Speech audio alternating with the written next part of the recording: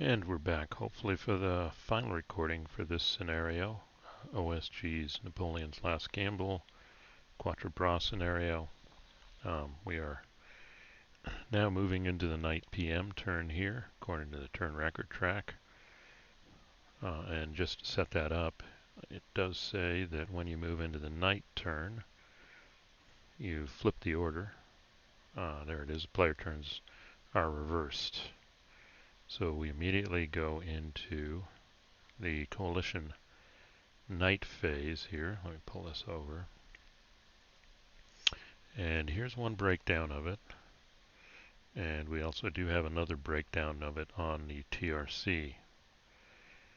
So I'm going to move this here.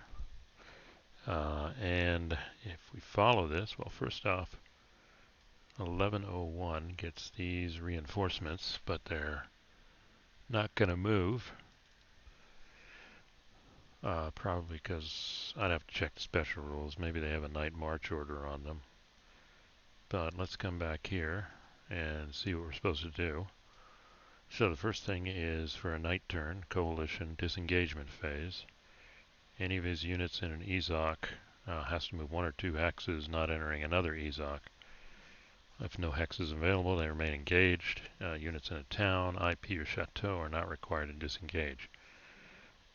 So these units are in the EZOC of these units.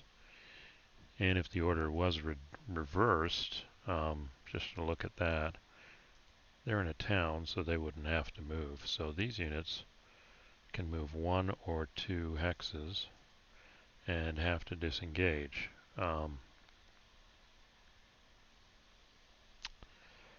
Let's see what we got here. Got 2 units here. I guess they could move just 1 here. The game's over, so it doesn't matter. I'll move here to keep that zone of control. If we look at all the others, none of them are adjacent. So that's pretty much the disengagement phase. So, looking back at the disengagement, now we've got a recovery segment. This is kind of confusing. All friendly units still remaining and awaiting recovery bots are shifted to the recovered section. It's not really going to have an impact since this is the last turn, but that means for the coalition, I'm not going to do it either, but all of these would move here and then be available for reorganization the following turn. It's because all of these could retreat through an enemy ZOC. They weren't completely surrounded, so they're in this portion of eliminated units as opposed to moving in preliminary, permanently eliminated. Now the problem is a lot of these formations are demoralized, so there's a role for potentially having them permanently eliminated when they try to get recovered. So, but we're not playing that far, so I'll just assume, well, I can move them all just for the sake of playing it. There we go. So they're all in the recovered units, right? Let's see, and that's recovery for the coalition. Then it's card segment, not playing with card. Then it's night march. Nobody's got a night march. And then it's place reinforcements, which I just did. So this is pretty much where everybody's going to camp out for the night. So that's set. Then we can move to the French. None of them have march orders. None of them need to disengage. And the French units all move to recovered. Set them up for the next turn. Okay, with that set, that brings us pretty much, that's the end of the game, end of the scenario. And like I said, by victory points, I think it's a French win, but we can look at the rules here, see if I get that right. And let's see, bring this over a little. Wonder if I can make this better here. There we go. Alright, so the victory points we actually see in the scenario study. And we do start, when we work our way down here, we can start calculating the victory points here. Let me pull up a notepad, and we'll just start adding the points up. So if we work through this, I think I'll just put it right here. I'm going to lose it when I do this. Okay, well, let's pull that back up here, and we'll just let it go. So, enemy combat SP is eliminated. If we come down here at the end of the night turn, 9 p.m. turn, total the losses in SPs both sides in the permanently eliminated, unrecovered, and recovered boxes. So they all count, and then based on the difference, we get victory points for that. Okay. So let's look at how many there are here. 10, 12, 16, 26, 28, 32. So we have 32 for the coalition versus 8, 9, 10, 11, 12. So there's a plus 20 for the French. Well, that's really going to add 2. And 15 to 19. 6, 7, 20 would make it maybe 8. 8 VPs. 7 or 8. We'll just say French 7 VPs. And then the next thing we look at is enemy corps demoralized. Let's see what that says. Each player receives 4 VPs for each enemy formation demoralized. 4 or less. Well, at this point, I think 4 VPs for demoralization. So let's go ahead and close these now that we've done this. And pull up the casualty track for the coalition. Actually, they're the only demoralized units here. And we do have 2N, 5BR. That's 2 BW. Looks like they're demoralized too. 2nd British, 4th British. And that's it. Yeah, BW and the 2nd British, 5 British and 2N. So 4 times 4 is 16. So for that, the French get 16 VPs. And let's come back to the rules again. Let's see, enemy for, okay, I don't have baggage. And then control of victory points. Okay, we didn't get an enemy supply source. They came close at the top of the board, but they didn't pull it off. And then we have VPs for captured commander. I don't think that applies. I think Prince William actually was eliminated. So the only thing we have left now is the victory point axis. Let's see. The Chateau and the Quatre, but it took them until 10 minus 3 is a 7. So they got 7 VPs for Quatre because there's a special rule saying every turn subtract 1. So that was 7. And the Chateau, even though unoccupied, they were the last to control. That could be a question worth asking. So QB got 7 VPs for the French. And then the Chateau, that's a control question. So let's see, they were 1 short of taking that back. Let me hide that again. Yeah, it's 5 VP. It's not going to be enough to change it.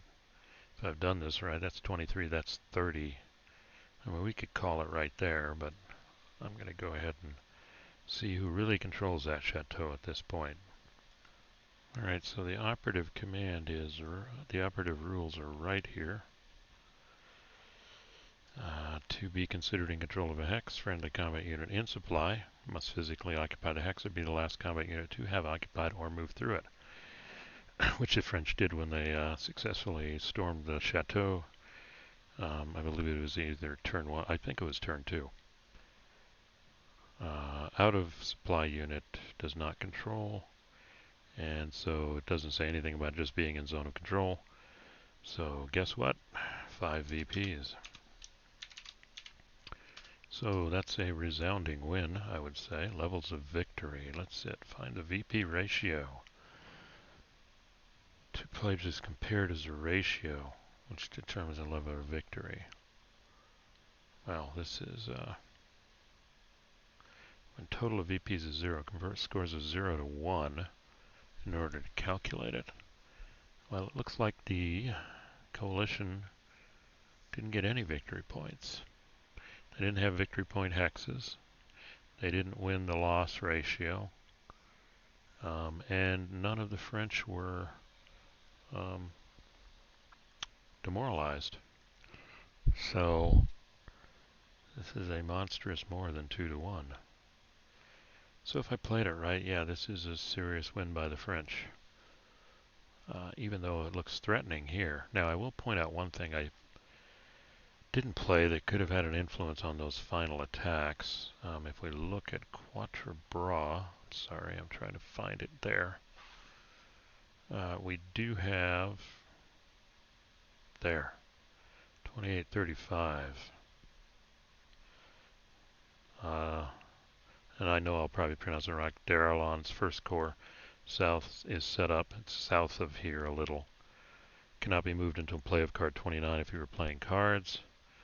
Or if you weren't playing cards, you just rolled every die, did a die roll every time, and when you rolled a 1, they were released. Basically, you'd have a march order, and you'd roll to see if it goes to Frasness or Wangley. I'm massacring those names.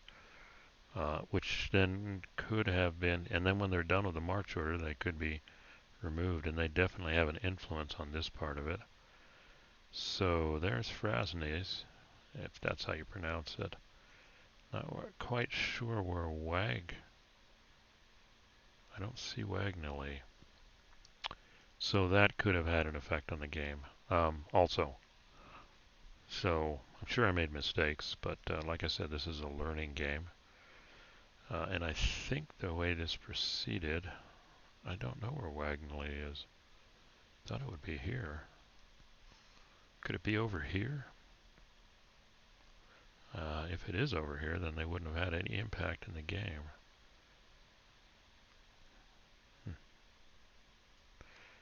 Alright, well, if I play it again, I'll find it. Anyway. So I'd have to go back and review, but the way the game progressed, basically the French were able to eliminate some of the covering Netherlands units. They were able to get a surround retreat. Then the second turn they were successful in their storming of the chateau with a good shock result. And then they were able to pull off actually taking Quatre. And then a big loss for the coalition was they were able to, the coalition tried to come through the forest and eliminate a large portion of the French and were repulsed, but the French pulled the same stunt up here and did take out the 1st British Division, which in hindsight, based on the attacks able with the reinforcements that Wellington could do, if they would have still had that division, they would have started earlier, and entirely possible they may have been able to take one or both of these by the end of the game, but I think that was a big loss, and then they lost the artillery up here also. So the French, I think, had, I don't want to call it luck, but good results attacking the chateau. They could have been stuck there for a turn or 2 or 3. And then they had good results with Quatre. Although the problem with holding Quatre is it's not necessarily defensible terrain. And then the French were able to move up here and actually threaten the supply source, which diverted the British somewhat, the coalition, and also without the 1st British Division, weren't able to attack in here. So, yep, definite French victory here. So what I'm going to do now is go back, look at the rules again, get familiar, and I'm hoping in the next one, I think I will go on to, I'm pronouncing this one wrong, Ligny, so I'll continue this.